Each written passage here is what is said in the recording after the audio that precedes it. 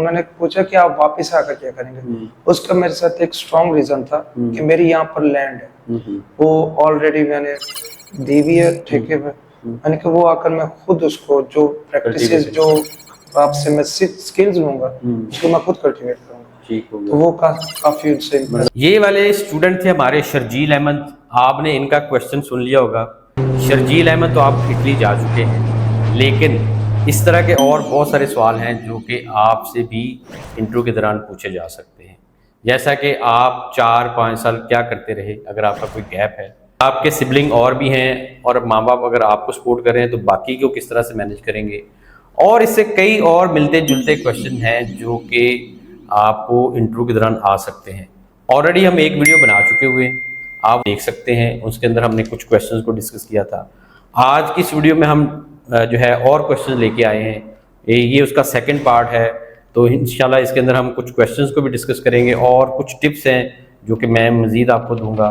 तो वीडियो आप आखिर तक देखिएगा ताकि कोई भी इंपॉर्टेंट इन्फॉर्मेशन स्किप ना हो जाए, मिस ना हो जाए। अस्सलाम वालेकुम दोस्तों, मैं हूं तनवीर अब्बास और आप देख रहे हैं मेरा यूट्यूब चैनल WSL कंसल्टेंट। आज का हमारा टॉपिक है इंटरव्यू क्वेश्चंस एंड टिप्स। मज़ीद आगे बढ़ने से पहले अगर आपने हमारा चैनल सब्सक्राइब नहीं किया तो वो भी कर लें, ताकि आने वाले दिनों में जो भी वीडियोस आती हैं वो आपको मिलती रहें।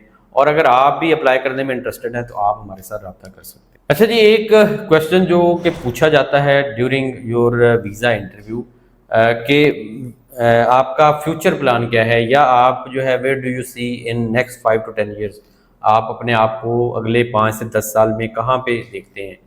तो बेसिकली इसका मकसद तो ये होता है कि आप जो है ना वो आपकी इंटेंशन जानना चाह रहे होते हैं कि आप क्या वहीं पर सेटल होना चाह रहे हैं, या यूरोप के अंदर और एक इमिग्रेंट बनना चाह रहे हैं, या आप वापस अपने जो है कंट्री के आने का आपका प्लान है। तो आपने इसको इस तरह से ही बयान करना है कि आपने अपनी होम टाइज को बेहतर करके शो करना है कि आपने ये कहना है कि अगर मैं ये पढ़ने जा रहा हूँ, इसको पढ़ के आके अपने कंट्री के अंदर ये चेंजेस लेके आऊँगा, या अपने बिजनेस को बेहतर करूँगा, या कि आप जो है मैं कुछ और काम करूँगा।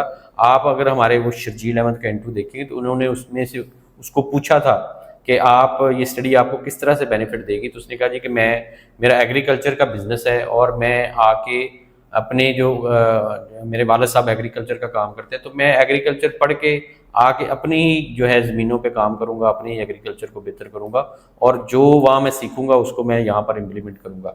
तो आपने भी बेसिकली इस तरह का ही जवाब देना है, ये नहीं शो करना कि आपने वहाँ पर एक मुश्किल सेटल हो जाना है या आपका प्लान इस तरह का है। तो आपने जो इसका जवाब है इस तरह से देना है कि आपने वापस आके अपने होम कंट्रीज़ के अंदर कोई ना कोई प्लान किया हुआ है और उसको आपने एग्जीक्यूट करना है। अच्छा जी, नेक्स्ट जो क्वेश्चन पूछा जाता है कि who is sponsoring your studies, आपकी जो स्टडीज़ है उसको कौन स्पॉन्सर कर रहा है।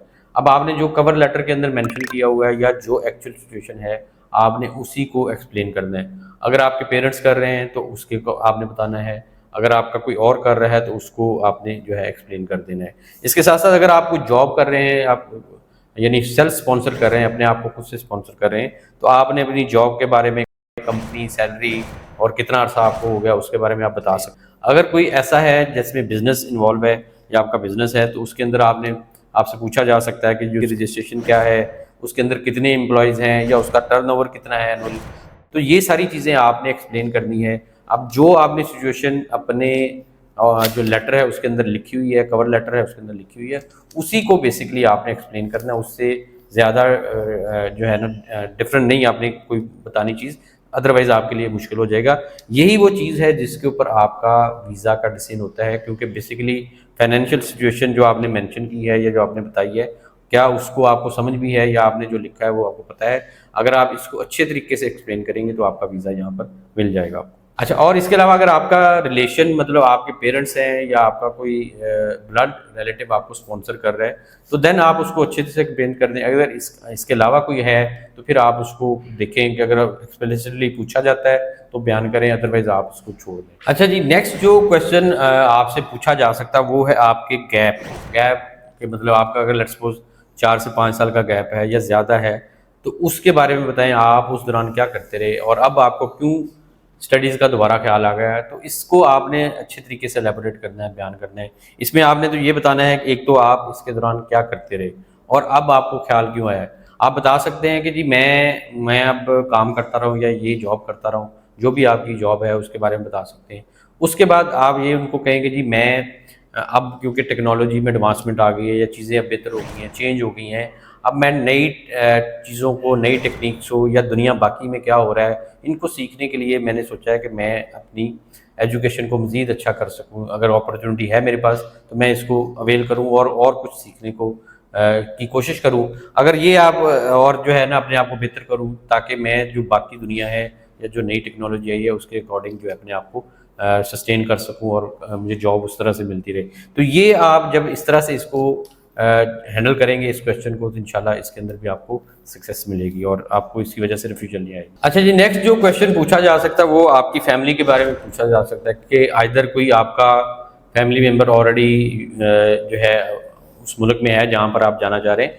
यूएसए वाले अक्सर ये सवाल पूछ लेते हैं कि आपका कोई फैमिली मेम्बर तो नहीं है, तो आपने एक्चुअल सिचुएशन के मुताबिक जो है बताना है। अगर कोई है तो बताएं कि है, अगर कोई नहीं है तो फिर उसको बता दें कि नहीं है। आपने इसके अंदर जो है अगर कोई है और आपने झूठ नहीं बोलना, क्योंकि उनके पास इंफॉर्मेशन होती है, कोई ना कोई चीज़ें लिंक होती हैं, उनको पता चल जाता है, तो आपकी इस वजह से आपका ये ना हो कि आपकी वीज़ा रिफ्यूज़ हो जाए। तो आपने इसको जो है अपना सही एग्जैक्ट एज इट इज़ जो है आपकी सिचुएशन उसको बताना है।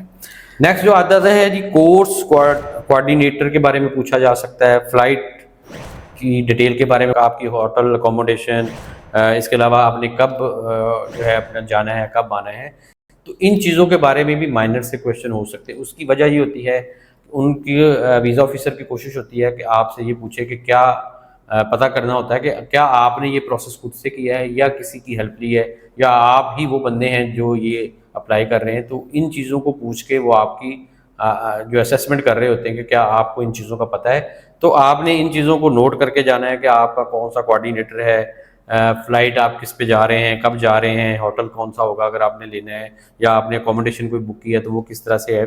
इसके अलावा बाकी छोटी छोटी ये डिटेल होती है, इन सारी चीज़ों का आपको अच्छे से मालूम होना चाहिए ताकि आपको वहाँ पर कोई परेशानी ना हो। अच्छा जी, अब आते हैं कुछ और टिप्स जी जो मैं आपको देना चाहता हूँ। एक तो ये है कि आपने जब बोलना है सही तरीके से बोलना है, क्वेश्चन को अच्छे तरीके से सुनना है, समझना है, और उसके बाद उसके ऊपर जवाब देना है। ऐसा नहीं है कि जो वीज़ा ऑफिसर है उसका क्वेश्चन अभी आधा ही हो और आप जो है बोलना स्टार्ट कर दें, उसको रिप्लाई करने लगे।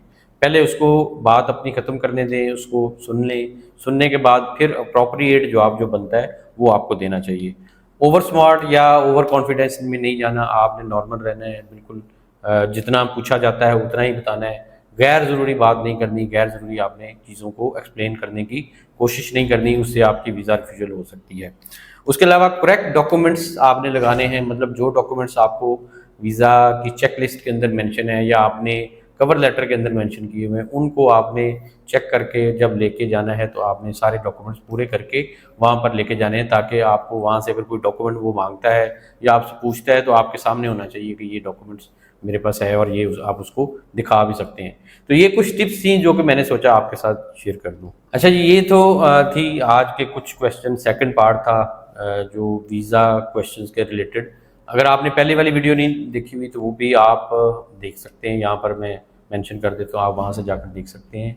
और अगर आपका मज़ीद कोई क्वेश्चन है, मज़ीद आप कुछ पूछना चाहते हैं, तो आप हमारे कमेंट्स के अंदर मैसेज करें, कमेंट करें, इंशाल्लाह हम उसके अंदर रिप्लाई कर देंगे या उसके ऊपर वीडियो बनाकर आपको वो जो है आपको बताएंगे कि किस तरह से आपने करना है। उम्मीद करता हूँ आपको वीडियो पसंद आई होगी। पसंद आई इसको लाइक और शेयर कीजिएगा। मज़ीद वीडियोज़ के लिए आप हमारा चैनल भी सब्सक्राइब कर सकते हैं।